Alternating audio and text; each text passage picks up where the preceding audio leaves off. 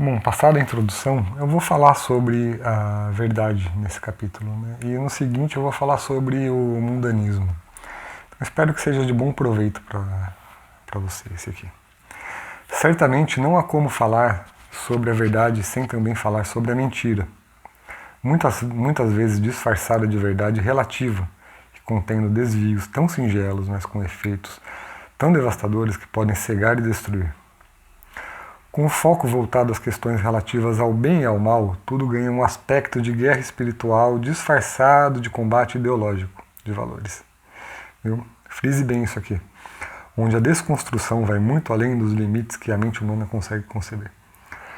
Então, por trás desse debate ideológico que vemos hoje em dia, por trás disso tem uma guerra espiritual, todo mundo percebe isso é claro para todo mundo.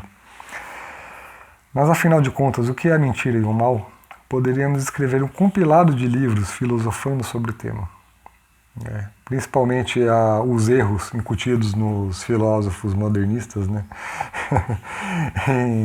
E em contrapartida falaríamos sobre a filosofia aristotélica e, bom, enfim, isso aí ficaria para um outro vídeo, né? Mas já indo direto ao ponto, podemos sintetizar de forma simples que a mentira é o desvirtuamento da verdade, com o mal derivando de tal. O mal é a prática desse desvirtuamento da verdade, principalmente. Nesse ponto, compreendemos que se Deus é a verdade absoluta e que não existe nenhuma imperfeição ou mal nele, logicamente o dito de Jesus de que nenhuma vírgula será tirada da lei antes que se passe o céu e a terra faz todo sentido. Pois se a verdade é perfeita, é atemporal e nunca mudará nem em trilhões de anos. Nem em trilhões de anos. Vai se mudar uma vírgula de uma verdade que ela é absoluta. Esse é um tema absolutamente combatido nos dias atuais, com um claro movimento maléfico para sua implosão dentro das mentes e corações de todo o indivíduo. E com a mesma intensidade há uma tentativa de aniquilar moral e legalmente todo aquele que venha se opor a essa onda de devastação que ocorre no mundo. Né? Não preciso nem dizer desses movimentos aí que estão destruindo a vida das mulheres, estão destruindo a vida dos homens, estão destruindo a vida das famílias. Né? Não vou nem dos bebês, né? Não vou nem entrar nesse mérito agora, depois eu falo sobre isso. Nos dias atuais, basta utilizar a lógica e a razão e sem precisar recorrer a qualquer razão divina para ser condenado por uma conclusão que venha a ser contrária à política de destruição dos valores naturais, ou que venha a reforçar a luz da verdade natural das coisas, absoluta e incorrompível. O ataque intelectual é uma das principais portas de entrada para a destruição das pessoas, como a internet, através de sites de notícias com uma temática tendenciosa, redes sociais, professores de escolas e a própria legislação de um país. Ideias em filmes e em desenhos para crianças, isso é o mais grave. Livros, músicas e práticas de toda a natureza vindo de festivais e eventos. Obviamente, essa degeneração da verdade não veio da noite para o dia, mas hoje se percebe uma presença em todos os locais. Em todos os locais, até mesmo dentro das igrejas, por incrível que pareça. Da prática do relativismo moral e do ódio à razão e a Deus.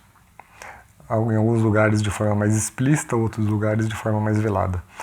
Mas sempre que se é a favor da relativização de uma verdade de Deus, você está sendo contra Deus, né? Por mais bem intencionado que você esteja.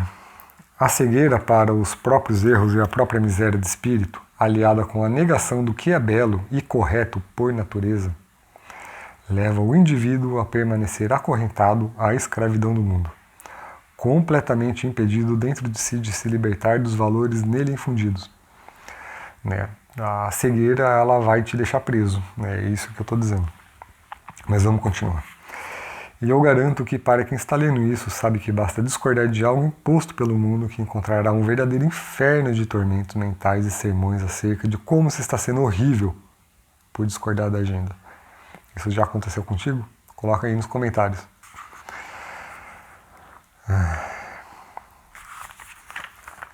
Basta começar a abrir os olhos para a luz que o resultado começará a aparecer em forma de isolamento social, familiar, perseguição no trabalho e até mesmo em consequências legais ou agressões físicas ou morais.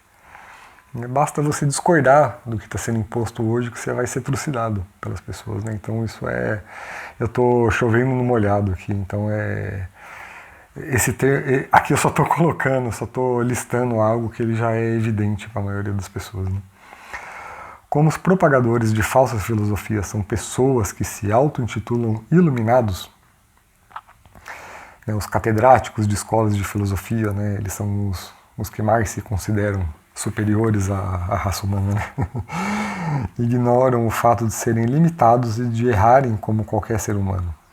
Mas que no fundo, sabem bem o que eles estão fazendo. Eles sabem bem o que estão fazendo. Que é pura e simplesmente a manipulação das mentes para o favorecimento de um sistema de poder totalitário a ser comandado pelo seu grupo. No fundo é isso que motiva essas pessoas. E eles têm uma retórica para isso. Essa é a primeira prova que podemos verificar facilmente acerca da mentira que quer se impor sobre todos e que se auto-intitula libertadora. Adeptos da Revolução Francesa, olha a palavra aí, chegando para vocês. Que se auto-intitula libertadora dos antigos valores, negando que exista uma verdade absoluta e que tudo é relativo e dependente aos olhos de quem vê. Mas o fato é que a luz da verdade não precisa ser imposta. Vou repetir isso. O fato é que a luz da verdade não precisa ser imposta, pois revela-se naturalmente e está ao alcance de todos, mesmo dentro de nossa capacidade limitada e superficial. Para além e também para o entendimento sobrenatural da mesma, ela nos foi revelada e seu conteúdo pode ser encontrado não em um conceito, mas em uma pessoa, Jesus Cristo. Sendo Ele o caminho, a verdade e a vida, é o Filho na Santíssima Trindade que veio até nós para nos conduzir de volta à razão. Ele vai nos levar de volta à razão, para o qual os seres humanos, os anjos e toda a realidade foram criados. Contemplar e amar a verdade por toda a eternidade. Traduzido em Deus Trino. Então eu e você, a gente foi criado para contemplar e amar a verdade por toda a eternidade. É para isso que a gente foi criado, esse é o nosso destino final. Outro problema que também é facilmente percebido é quando alguém cede aos poucos a mentira e começa a acomodar o cristianismo em meio a doutrinas diversas, acabando por se tornar apenas um católico cultural, morno, que não configura seu coração aos céus. Você vai aceitando uma coisa aqui, outra coisa ali, aí de repente você aceita uma crença, de repente você começa a abraçar outras ideias, e a hora que você nem se deu conta, já o catolicismo se tornou só uma cultura, só um passatempo de feriado para você, né? No fim das contas, e sem perceber, tornam-se escravos de suas vontades e moldam uma visão de Deus como alguém que deve servi-los para seu bem-estar e a satisfação de suas ganâncias e prazeres. Quantas vezes as pessoas não rezam a Deus pedindo para servir as ganâncias delas? Estando alienados da real mensagem trazida a nós acerca da salvação, da real mensagem trazida a nós acerca da salvação, e colocando a mentira como objeto final de adoração. Além de versões esquemáticas de Jesus Coach e de autoajuda nova era, que aí também começam a popular as mentes e os corações dos indivíduos. Reflita sobre isso, reflita muito sobre isso. O que o mundo está transformando em Jesus Cristo? Um Jesus Coach nova era, um aconselhador, um buscador de orações para que a pessoa ela consiga atingir objetivos escusos na vida dela. A gente está fazendo isso com ele todos os dias. Como consequência natural, a abertura a ritos com magias, cristais, objetos mágicos e uma série de outras coisas que não devem ser citadas aqui entra na vida do indivíduo. Sal grosso, né? Essas coisas por aí, né? E tudo isso para si próprio como fim último. Né? Pensem em si mesmo. Né? Você está usando a busca por Deus para satisfação própria, para um fim próprio, para atingir os objetivos próprios, ou para seguir os passos de Jesus Cristo realmente, para a sua salvação e por amor a Deus. É isso que eu estou colocando aqui. E como é possível se relacionar com o nosso Senhor de forma verdadeira com isso tudo? Fica o questionamento, como é possível se relacionar com uma verdade absoluta, colocando um monte de barreiras relativas, um monte de mentiras, entre teu espírito, entre teu coração e Deus? Como isso é possível?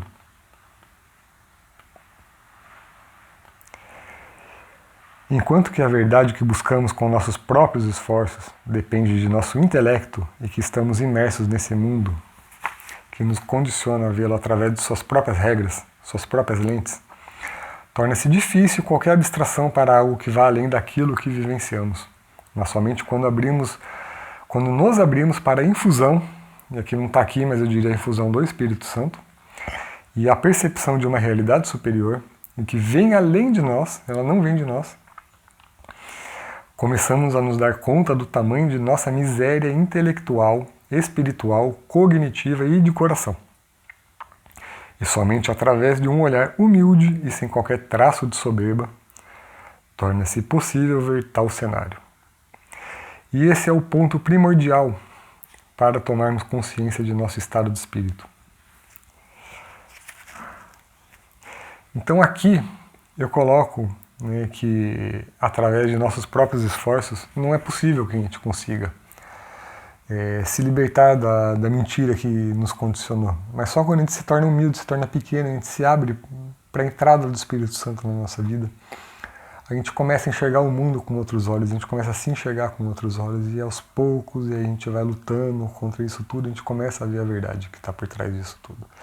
Sabe, a verdade que ela está cheia de um quilo de lama em cima dela. A gente começa a limpar ela e começa a enxergar ela em meio à sujeira. Há como elaborarmos questionamentos sobre algo no qual sequer enxergamos? É possível um cachorro contemplar a lua? Fica aí a alusão para que se pense. Nossa alma grita para o nosso consciente, para olharmos para o além. E não é nesse mundo que encontraremos consolo para nossas necessidades. Não é nesse mundo que encontraremos consolo para nossas necessidades. Esse mundo aqui é um lugar de guerra espiritual. Antes de tudo, antes de qualquer consolo, a gente está em guerra, infelizmente.